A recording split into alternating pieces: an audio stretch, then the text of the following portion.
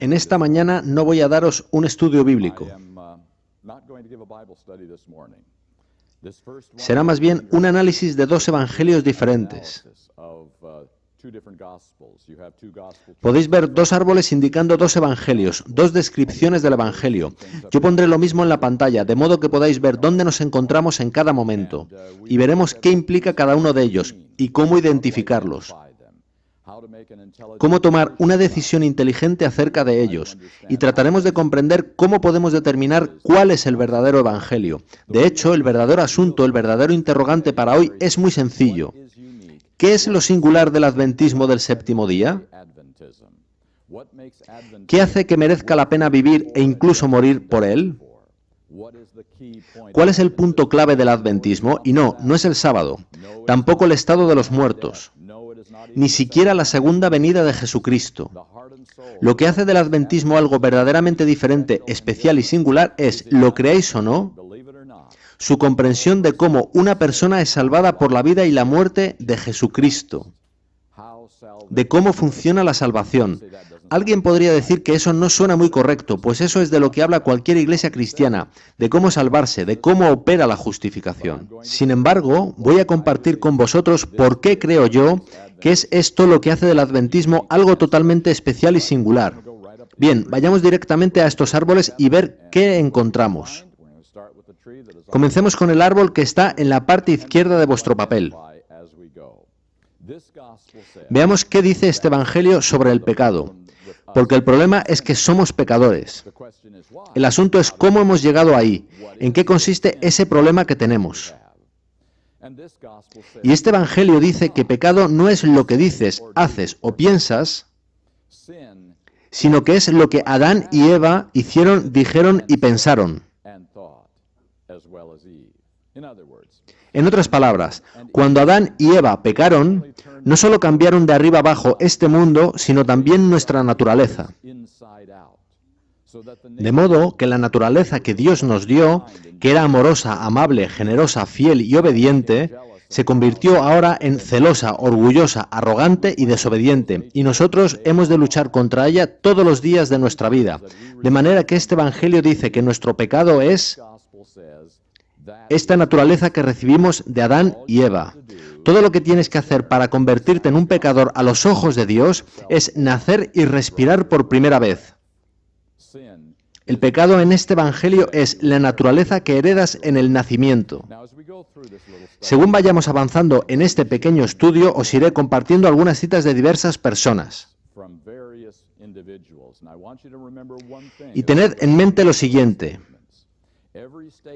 Toda cita que leeré apoyando uno y otro evangelio es de un adventista del séptimo día. Puede ser un profesor, un pastor o un laico, pero todos ellos son adventistas. He aquí la primera. Un bebé nace pecador antes de cometer un solo acto pecaminoso. Eso dice esta cita, que un bebé nace pecador antes de cometer un solo pecado. ¿Y qué implicación tiene ello? Veamos otra cita. Este estado pecaminoso significa que, si un bebé muere pocas horas después de nacer, le espera la segunda muerte, incluso aunque nunca haya violado ningún mandamiento. Es eso lo que el pecado como naturaleza enseña, que todo bebé nace bajo condenación. Y por supuesto, la solución para ello en muchas iglesias es el bautismo de infantes. Pues así de serias son las consecuencias de haber nacido pecadores porque Adán pecó. Así que esta es la conclusión de este evangelio. Y si esto es verdad, entonces la siguiente consecuencia es clara. Jesucristo, para ser mi Salvador, no podía ser un pecador cuando vino a este mundo. Y por tanto, si el pecado es la naturaleza con la que nazco, entonces, incluso sin abrir la Biblia, para leer texto alguno, es absolutamente esencial que Cristo no tuviera nuestra naturaleza. Así que Cristo tuvo que tener la naturaleza de Adán antes de la caída. No hay otra opción posible. Cristo ha de tener una naturaleza no caída. Así que esos son los dos primeros puntos de este Evangelio, y dado que son tan cruciales en este Evangelio, quiero asegurarme de que se entiende. De manera que voy a volver a ese primer punto, pecado como naturaleza, y analizarlo con detenimiento. Tenemos un bebé, nacido en este mundo, nacido bajo condenación, perdido. Ese bebé, al crecer, acepta a Jesucristo como su Salvador. No desaparece la naturaleza caída en ese momento, aunque pasa a estar bajo el control del Espíritu Santo. Lo llamamos nuevo nacimiento. Eso significa que la naturaleza caída está en pecado tras el nuevo nacimiento como antes. Continúa aún pecando por naturaleza. Así que la diferencia tras el nuevo nacimiento es que somos perdonados por esa naturaleza. La naturaleza sigue siendo pecado, pero tenemos perdón por ello, y eso es bueno. Pero entonces llegamos a un punto llamado cierre del tiempo de gracia. Y no hay evidencia en las Escrituras ni en ningún texto inspirado de que en el cierre del tiempo de gracia vayamos a perder nuestra naturaleza caída. De hecho, el único momento en que la perderemos será cuando Jesús venga en las nubes de los cielos. Eso quiere decir que estaremos aún pecando por naturaleza tras el cierre del tiempo de gracia, lo cual significa que aún necesitaremos perdón tras el cierre del tiempo de gracia, lo cual a su vez significa que Jesús no puede salir del lugar santísimo, puesto que debe haber perdón para continuo pecado hasta la segunda venida de Cristo. Eso es lo que este Evangelio enseña. Pecamos desde el momento de nuestro nacimiento hasta nuestra muerte o hasta que Jesús venga, y necesitamos perdón para pecado ininterrumpido hasta la segunda venida. El pecado es tan constante como respirar. Vayamos al segundo punto, Jesucristo. Lo que importa no es realmente su naturaleza, sino cómo fue tentado. Veamos qué sucedía con Adán y Eva en el jardín. ¿Podía Satanás atormentar a Adán y Eva día tras día por todo el jardín? Las reglas eran realmente estrictas, ¿verdad? Ellos podían ser tentados tan solo en un árbol, no del jardín, sino del mundo entero. ¿Os gustaría ese trato para vosotros? Solo en un árbol. Fuera de él no había tentación. Bien, después de que Adán y Eva pecaron, ¿cambiaron las reglas? ¿Dónde podía Satanás tentar a Adán y Eva a partir de entonces? En cualquier sitio y en cualquier instante. Ya no se limitaba a un sitio específico. Al levantarte, al acostarte, Él estará allí, tirando de ti por medio de tu naturaleza. Así que la regla hoy en día es que Satanás tiene acceso a ti constantemente a través de tu naturaleza. Y así llega la verdadera cuestión. ¿Cómo fue tentado Cristo? ¿Como Adán o como nosotros? Ese es el aspecto clave del segundo punto. Y ya sabéis que este Evangelio dice que lo fue como Adán, no como nosotros. De hecho, he escuchado una explicación según la cual Cristo fue tentado solo 3 veces. En el desierto, en el Getsemaní y en la cruz del Calvario. Y lo singular en las 3 es que fue Jesús quien se dirigió hacia la tentación.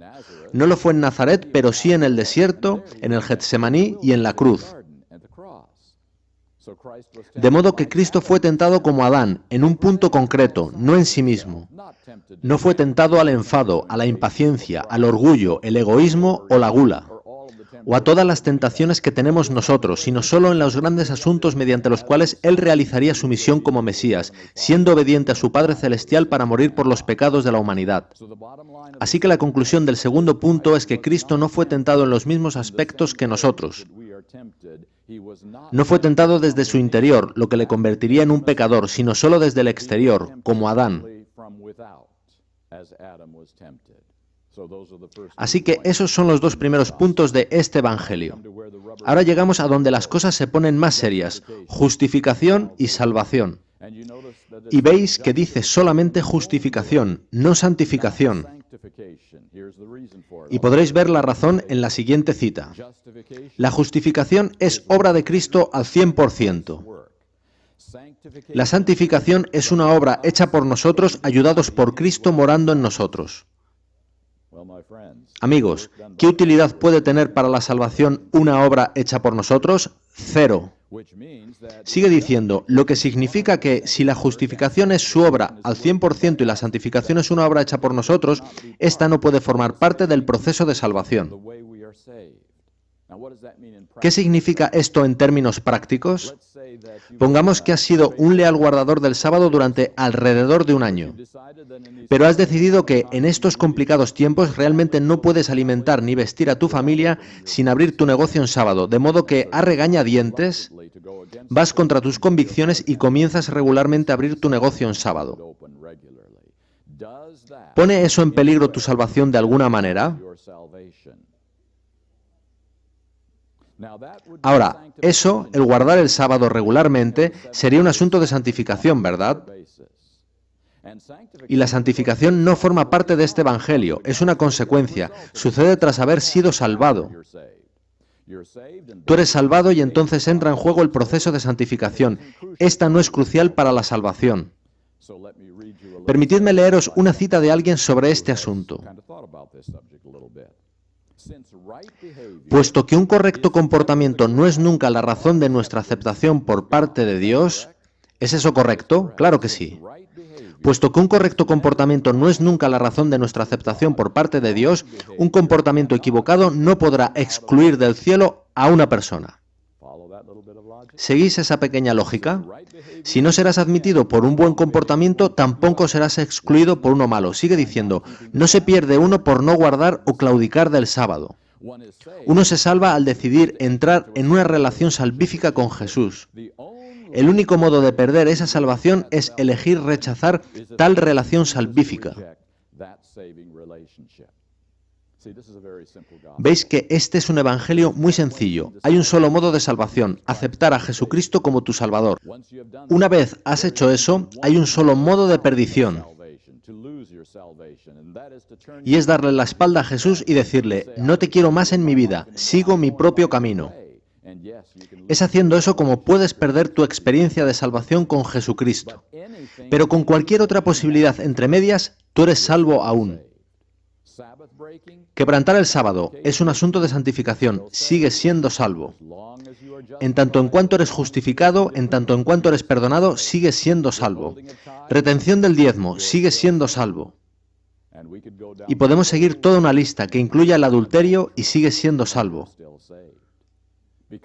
Pues todos los asuntos de santificación no son relevantes para la salvación. Y el único modo de perder tu salvación es rechazando la justificación como perdón.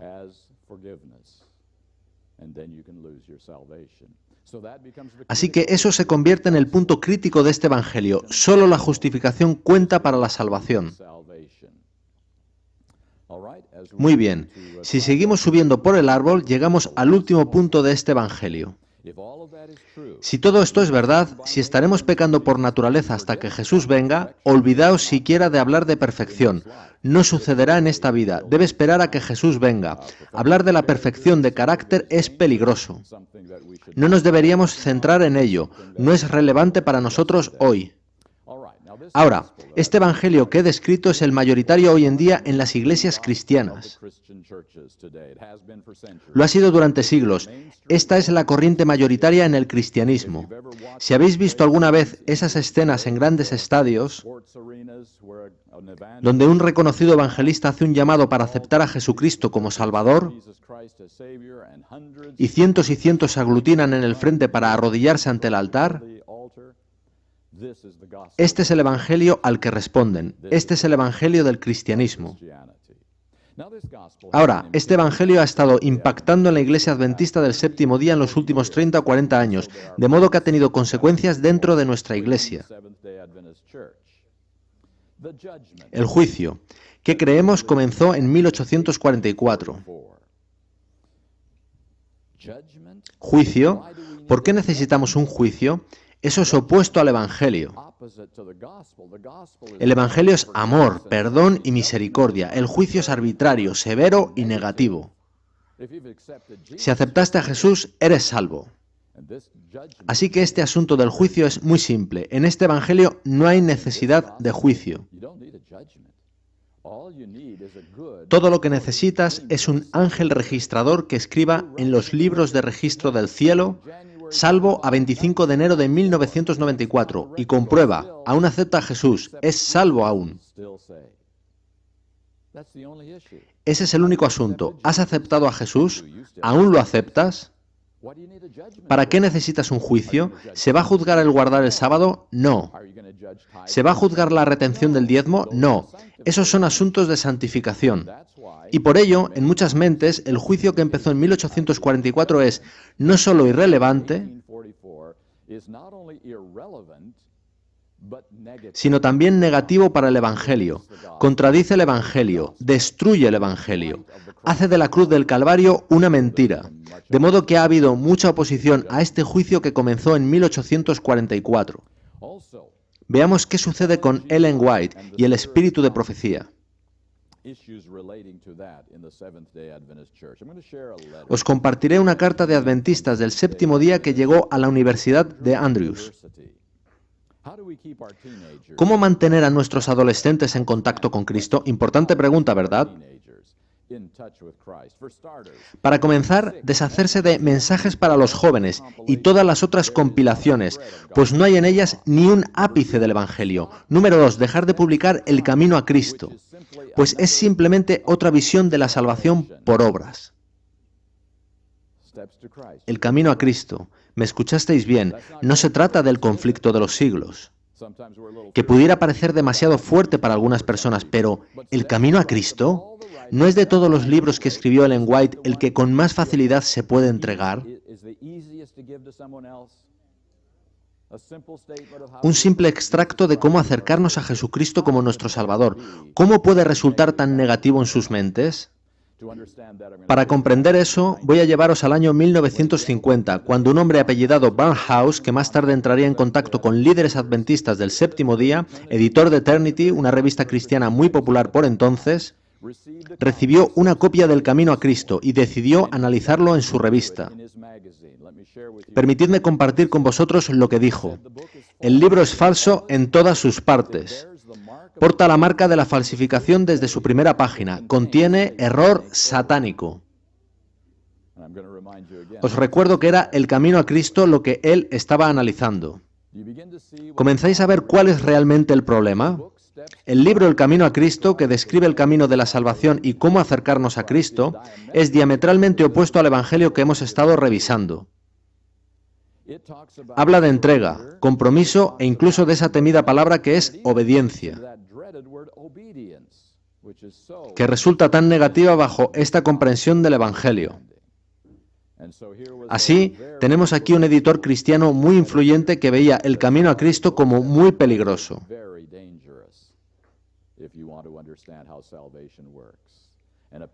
Y aparentemente actitudes como esas son el origen de cartas como la leída, donde se denuncia el Camino a Cristo como una comprensión incorrecta del modo de salvación. Estos eran los puntos relativos a los escritos de Ellen White. Veamos ahora la ley, los 10 mandamientos. Los adventistas del séptimo día afirmamos que la ley no fue clavada en la cruz, sino que sigue en vigor. Sin embargo, ¿cómo funciona eso si somos pecadores por naturaleza? Pecamos constantemente, y si leo la Biblia veo que el pecado es transgresión de la ley, lo que significa que estoy violando la ley constantemente. ¿Cómo se puede tener una ley y considerarla significativa si es violada constantemente? Así que surgen interrogantes con respecto a la ley y en particular con el sábado, que está justo en el centro de la ley. ¿Cómo podemos hacer de él algo básico si todo guardador del sábado es transgresor de la ley el 100% del tiempo? Y guardar el sábado es imposible si la ley no puede guardarse.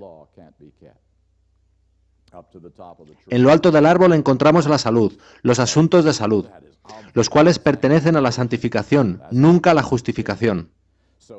Entonces, si la santificación no forma parte del Evangelio, ¿cómo podría la salud ser tan importante?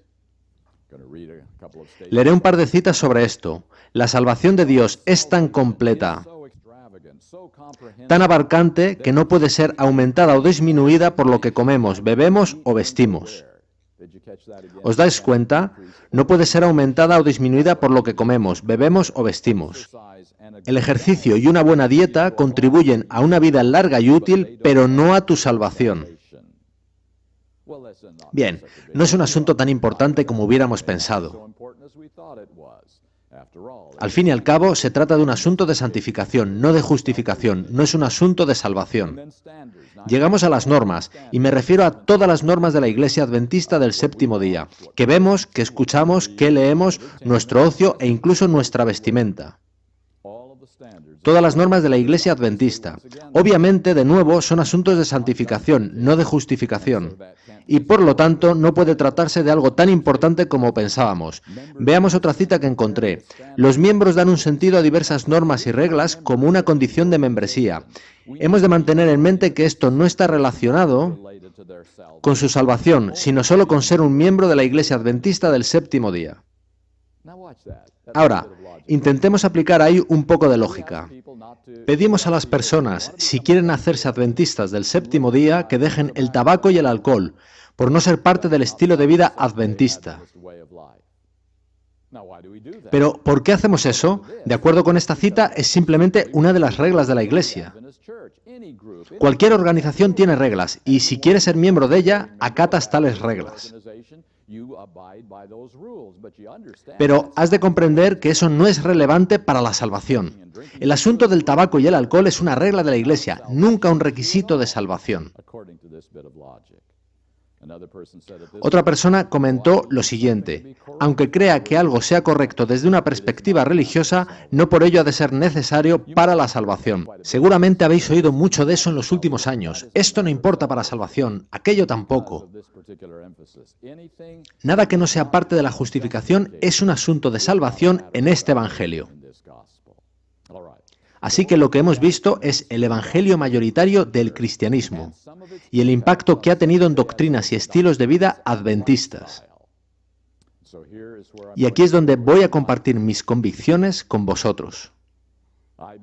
Yo creo que este evangelio, si se le deja crecer y florecer, si se le permite convertirse en el evangelio dominante en la Iglesia Adventista del séptimo día, destruirá el adventismo del séptimo día.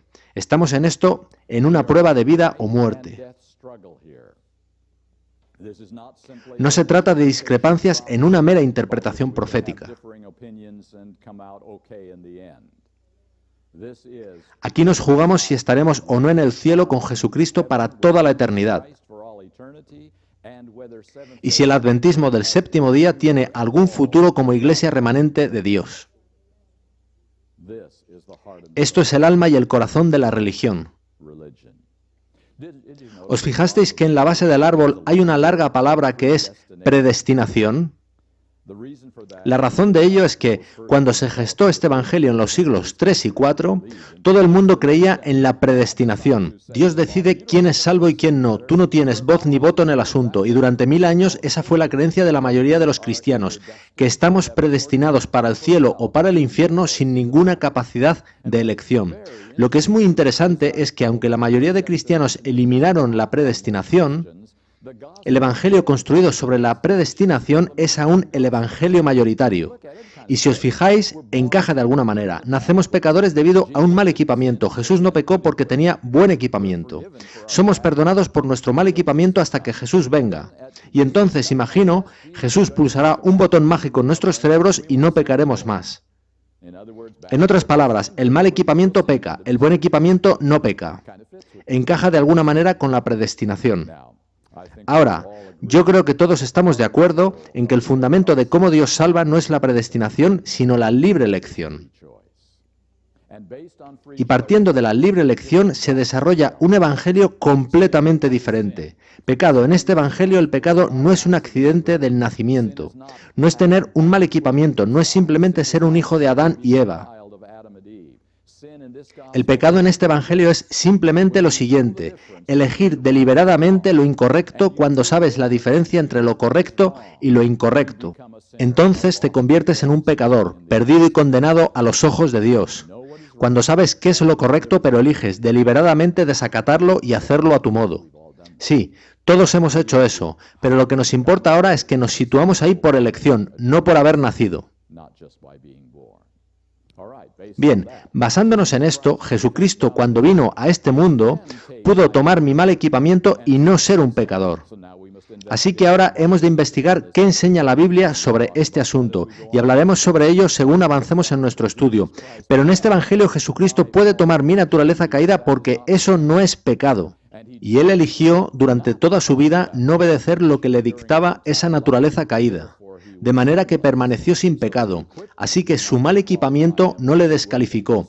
Su deslealtad sí lo hubiera descalificado como nuestro Salvador.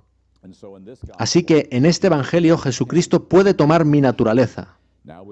Ahora llegamos de nuevo al punto crucial, justificación. Pero daos cuenta de que en este Evangelio se incluyen justificación y santificación, no solo una de ellas. Y justo en esto es la diferencia crucial entre estos dos evangelios. Permitidme recordar lo que vimos. En el primer evangelio, justificación es la obra perfecta hecha por Jesús en su totalidad para nosotros. Le sigue la santificación como una obra cooperativa entre Dios y yo al 50%. Así que ese es el punto clave del primer evangelio. La justificación es la obra de Cristo al 100%, la santificación es la obra de Cristo al 50%. Fijémonos en esto detenidamente, pues esta es la diferencia clave entre estas dos comprensiones de la salvación. ¿Es la justificación la obra de Cristo al 100%? Sí, esto es totalmente cierto. No existe otro modo de salvación aparte de Jesucristo.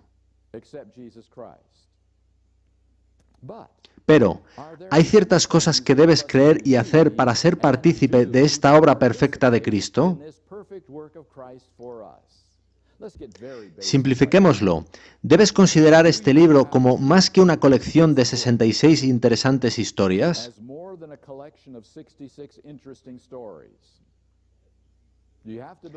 Has de creer que verdaderamente es producto de la mente de Dios, que comparte su voluntad con nosotros directamente, como si estuviera hablándonos. ¿Constituye eso un gran paso de fe? Quiero decir que hay muchos libros en este mundo. Existen otros libros sagrados, como el Corán u otros. ¿Y tú crees que este libro es el único por el que Dios manifiesta su voluntad a la humanidad? Ese es un gran paso de fe. ¿Has creído la historia de alrededor de 2/3 de este libro sobre uno que bajó del cielo y vivió unos 30 años en esta tierra y que incluso no pecó ni una sola vez y que al final de su vida murió como un criminal y que su muerte es el camino de salvación para todo aquel que lo acepta como salvador personal? ¿Has de creer eso también? Hablamos de un salto de fe aún mayor, además de creer que este libro es la voz de Dios. Son inmensos saltos de fe sobre los que hay que tomar una decisión. Una vez has hecho eso, una vez que has aceptado a Jesucristo y esa historia en el Nuevo Testamento, entonces has de arrepentirte de un modo de vida pasado que no era precisamente bueno. Has de decir, lo siento, siento lo mal que lo hice. Si hay alguien a quien trataste mal, o a quien engañaste, o cuya reputación dañaste, has de ir a esa persona y humildemente decirle, lo siento, perdón por lo que te hice. Has de confesar personalmente tus pecados. Has de entregar completamente tu vida a Jesucristo. Todos ellos son pasos grandes, ¿verdad? No son pasos fáciles. Pongamos por un momento que haces todas estas cosas. Crees la Biblia, crees en Jesucristo, te arrepientes, confiesas tus pecados y rindes tu vida. Y solo por un momento imagina conmigo que Jesús realmente nunca murió en la cruz. Si eso no sucedió, ¿cuánto te habrá hecho avanzar todo eso que hiciste? 0, ¿verdad? Así que, efectivamente, la única forma de salvación es la muerte de Jesús en la cruz, ¿verdad? Ese es el punto clave, y justo aquí la mayoría de cristianos no entienden lo que voy a compartir ahora. Causa de salvación y condiciones de salvación son cosas diferentes. La mayoría de cristianos no quieren ni oír hablar de condiciones. La causa de salvación es la gracia de Dios y la vida y muerte de Jesucristo. No hay otra causa.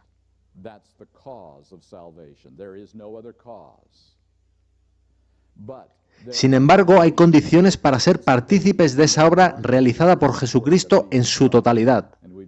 Y hemos visto algunas de ellas, grandes pasos de fe, decisiones importantes sobre tu vida.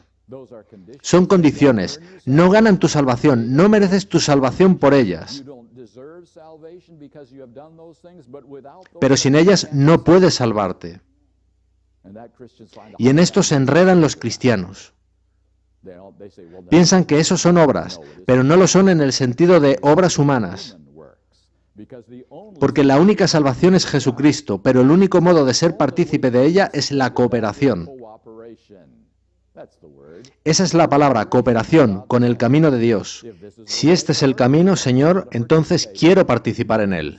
No para merecer nada, sino porque es el camino que tú has trazado. Si me bautizo, eso no me dará la salvación, pero yo quiero participar en el camino que tú me has sugerido, que tenga la experiencia del nuevo nacimiento. De modo que esas condiciones de salvación resultan claves. Veamos otro punto, la santificación. Recordad que el primer evangelio afirma que es obra de Cristo y obra mía al 50%. Consideremos el guardar el sábado como un ejemplo. Pongamos que eres muy cuidadoso con el sábado, que terminas tus actividades laborales rigurosamente antes de la puesta de sol el viernes por la tarde. Tienes una óptima recepción del sábado con el Señor el viernes por la tarde. Estás en la iglesia el sábado por la mañana. Por la tarde realizas trabajo para el Señor. Despides el sábado a la puesta de sol. ¿Hace eso de ti un guardador del sábado? He de decir que no. Eso hace de ti un guardador del séptimo día de la semana. ¿Quiénes fueron los mejores guardadores del séptimo día de la semana que haya conocido el mundo? Los fariseos. Ellos eran muy escrupulosos, tenían reglas para todo. Jamás violaban el sabbat bajo ninguna condición y de ninguna forma. Se aseguraban de tener todo tipo de límites alrededor del sabbat para asegurar la santidad de éste. ¿Y sabéis qué? Jesús hubo de emplear una exorbitante parte de su ministerio tratando de convertir guardadores del séptimo día de la semana en guardadores del sábado. Así que, ¿qué es un guardador del sábado? A veces, en el mundo cristiano se nos identifica erróneamente. Confunden nuestro nombre. Nos llaman adventistas en el séptimo día. ¿Lo habéis oído alguna vez? Quizá tengan más razón de lo que podamos sospechar. Si no soy un adventista, un cristiano, en martes puedo olvidarme del sábado como un día santo. Si no soy cristiano los 7 días de la semana, entonces no puedo guardar el sábado. Solo el séptimo día de la semana, si acaso. Porque el sábado es un día santo, ¿verdad? ¿Cómo puede alguien no santo guardar un día santo? Eso es imposible. Solo alguien hecho santo a través del proceso de santificación puede guardar un día santo. ¿Quién realiza la obra de hacer santo a alguien? ¿El Espíritu Santo? ¿Jesucristo? Así que la obra de cambiar a una persona interiormente, de modo que refleje a Jesucristo y santidad desde el interior hacia afuera, es la obra de Cristo y del Espíritu Santo. ¿Al 100%? Por supuesto que sí. Tú no contribuyes a ello. Pero has de cooperar, hay condiciones, podéis ver de nuevo que hay causa y condiciones. Condición para guardar el sábado es cesar en tu trabajo en la tarde del viernes, pero eso no te hace santo. La obra de santidad es mayor que esa y la precede.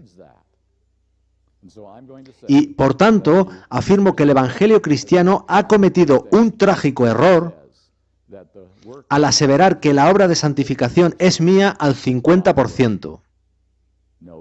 No lo es. Es al 100% la obra de Cristo, la obra de Dios, la obra del Espíritu Santo, 100% suya, y nosotros nos hacemos partícipes de ella.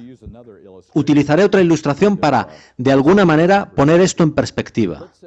Pongamos que vienes un día a la iglesia y escuchas un maravilloso testimonio.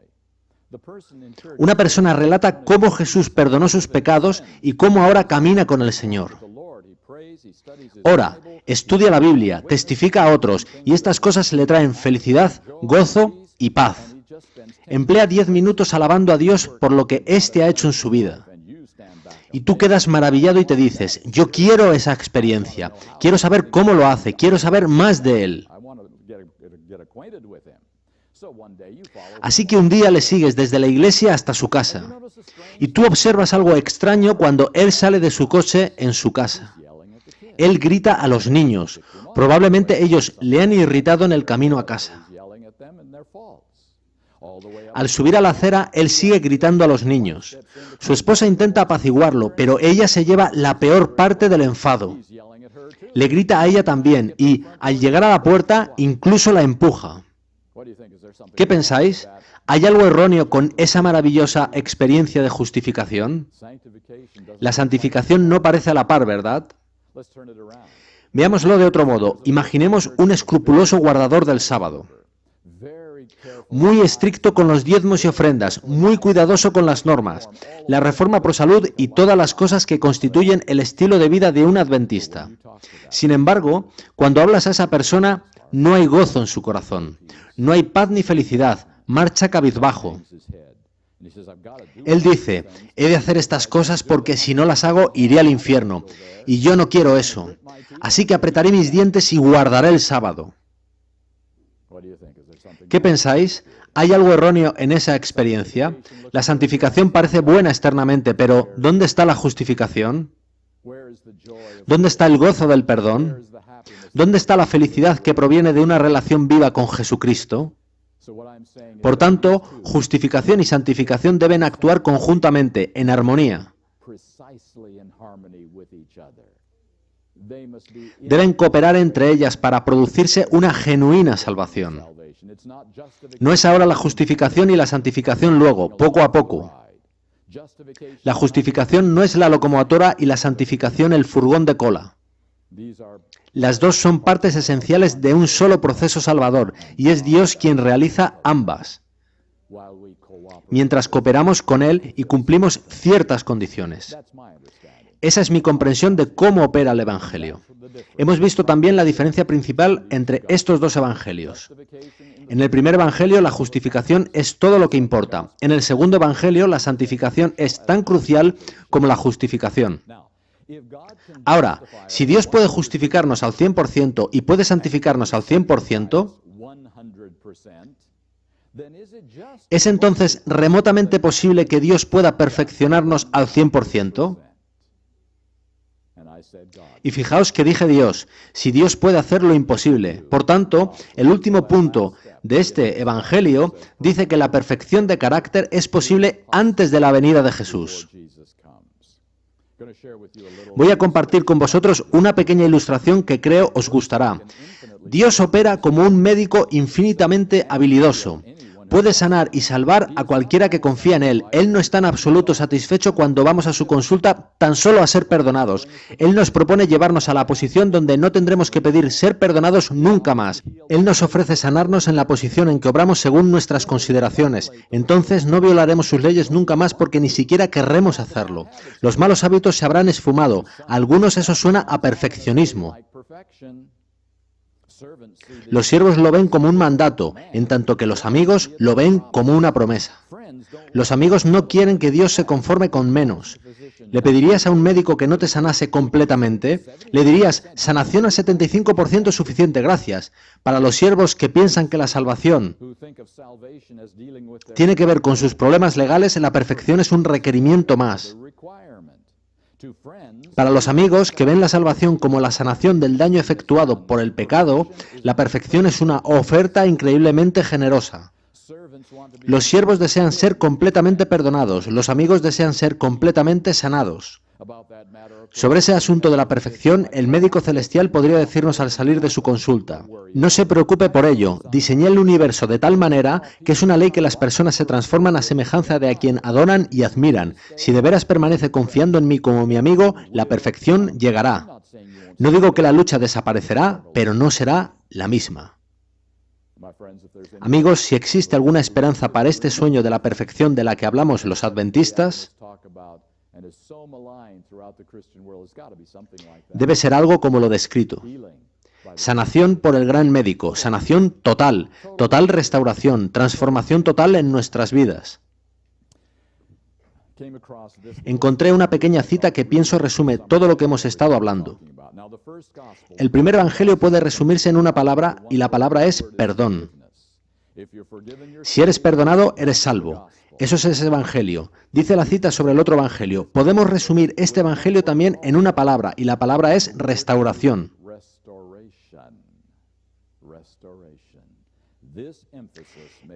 Esto hace única la teología adventista del séptimo día.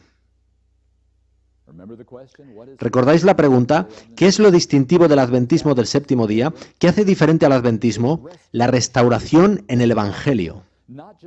No solo perdón, no solo asegurarte de que el perdón de tus pecados está actualizado y entonces ya está, sino una sanación total y completa, una restauración. Casar teología extraña con teología adventista puede justificadamente describirse como teología de retales. Y amigos míos, durante 30 años y más, en la Iglesia Adventista del Séptimo Día hemos estado remendando nuestro Evangelio con el Evangelio cristiano mayoritario y hemos conseguido el peor revoltijo que jamás haya visto en mi vida. La teología de retales no funciona. Yo presenté 2 árboles, pero la gente quiere 3.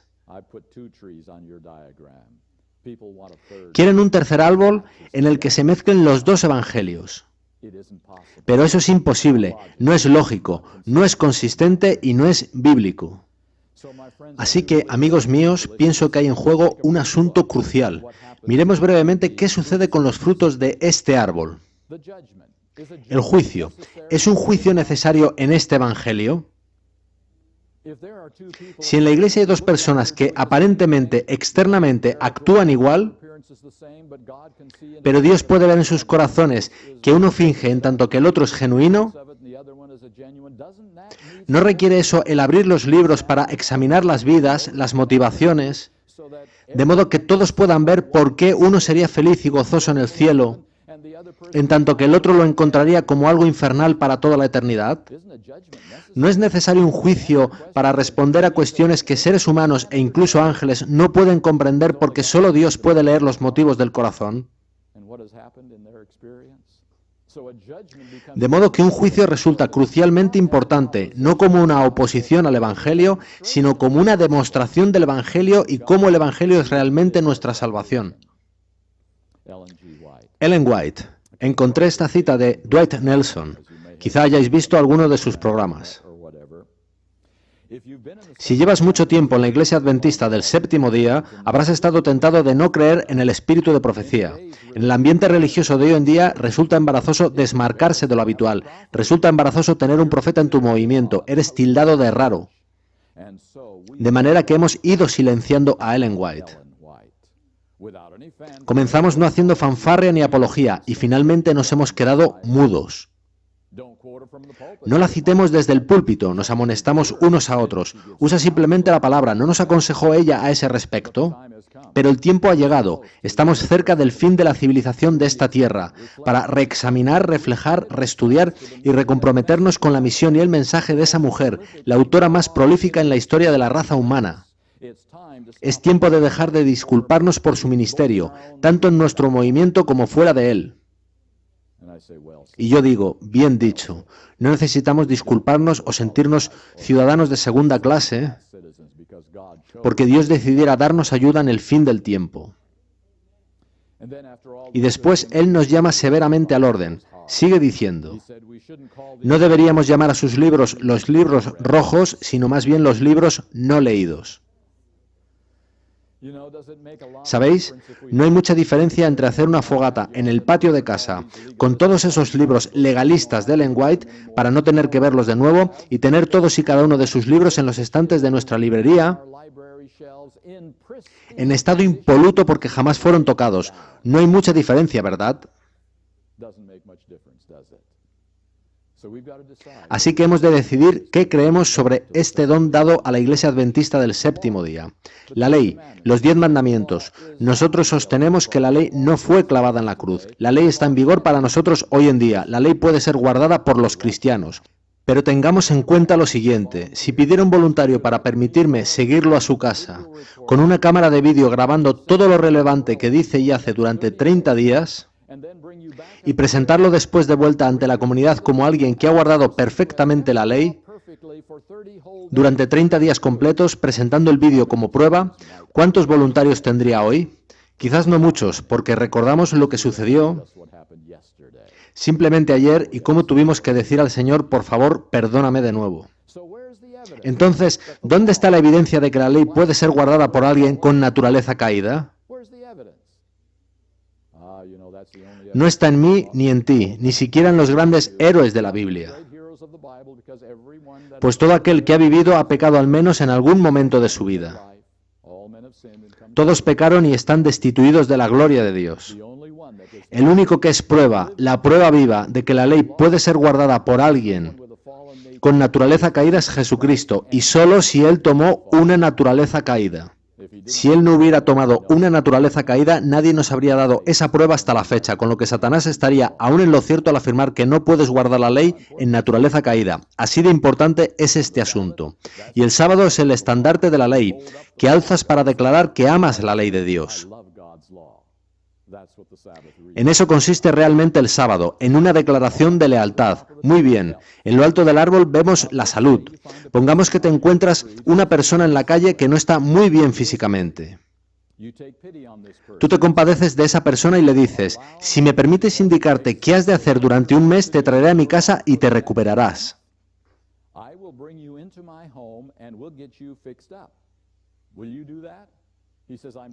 Él, desesperado, acepta y viene a tu casa, y tú le enseñas toda la reforma pro salud.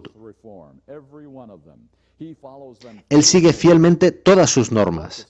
Y ya conocéis que las estadísticas dicen que incluso una persona que ha destrozado su salud tendrá años extra de vida en esta tierra si sigue las normas fielmente. Y él obtiene esos años extra de vida y finalmente muere de muerte natural. Y él se despierta en la segunda resurrección, al final del milenio. ¿Le hemos hecho algún bien? Obtuvo unos años extra de vida. No tuvo infartos. En eso consiste la reforma pro salud, ¿verdad? ¿O no? De ninguna manera. La reforma pro salud es algo muy sencillo. El cuerpo y la mente forman una unidad. Lo que afecta a uno afecta a la otra y viceversa. Si el cuerpo está mal, la sangre está mal. Y la sangre se abastece al cerebro, donde está nuestra toma de decisiones, y a donde Dios dirige sus llamados de salvación. Así que, si una persona está mal físicamente, también lo está mentalmente. Así que la reforma pro salud consiste en mantener el cuerpo en forma para suministrar sangre sana, para que a su vez el cerebro funcione correctamente y de esta forma Dios pueda salvar nuestras almas. Así que Dios puede hablarnos. No estamos en una confusión tal que no podemos oír nada. La reforma pro salud no nos salva, pero sí facilita a Dios el salvarnos.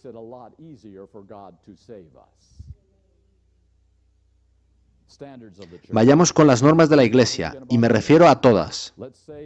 Pongamos que haces lo que dice tu pastor el 75% del tiempo. Y haces lo que dice tu personalidad favorita de televisión el 25% restante. ¿Quién va a ganar esa pequeña lucha? Me temo que tu pastor tiene las de perder, porque tenemos esta naturaleza caída, ¿verdad? Así que, ¿qué es lo que está aquí en juego? ¿Es Satanás un buen comunicador? ¿Sabe él cómo llegar a nuestras mentes incluso sin que seamos conscientes de ello?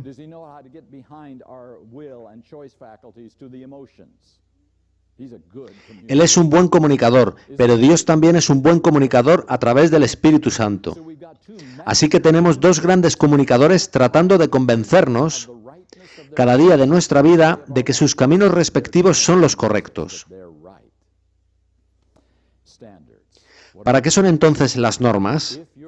Si vuestras normas os elevan alto, ¿sabéis qué podéis conseguir en realidad? Podéis silenciar a Satanás de muchas maneras en vuestras vidas.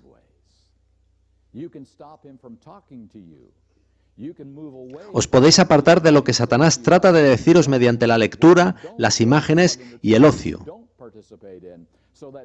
de manera que Él no tenga pleno acceso a vuestra mente continuamente. Y si has conseguido bloquear el acceso de Satanás a tu mente, ¿no facilitará eso el que Dios te hable?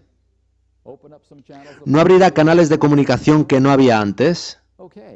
Por tanto, eso significa que las normas altas dan a Dios una oportunidad de luchar por salvar tu alma. Las normas no te salvan, pero abren a Dios una puerta, que estaría cerrada sin ellas o si son normas bajas, pues Satanás tendría pleno acceso a tu mente. Veis que las normas son vitales en este Evangelio, no como medio de salvación, pero sí como participación, como cooperación en la obra de justificarte y santificarte, que es de Dios en su totalidad. Ese es, a mi juicio, el Evangelio de la Biblia, el Evangelio de la Iglesia Adventista del séptimo día. Compartiré con vosotros una pequeña cita que creo resultará relevante. Es triste contemplar el engaño popularizado de que asuntos de estilo de vida tales como dieta y ornamento proceden de una perspectiva religiosa, pero no son un asunto de salvación. Si el consejo escrito de Dios trata un asunto, ha de estar relacionado con la salvación. En caso contrario, Dios lo hubiera omitido. Ese es un buen principio. Si el consejo escrito de Dios trata un asunto, algo debe tener que ver con la salvación o Dios no habría malgastado su tiempo. Puede no tratarse del medio de salvación, pero sí de una condición de salvación.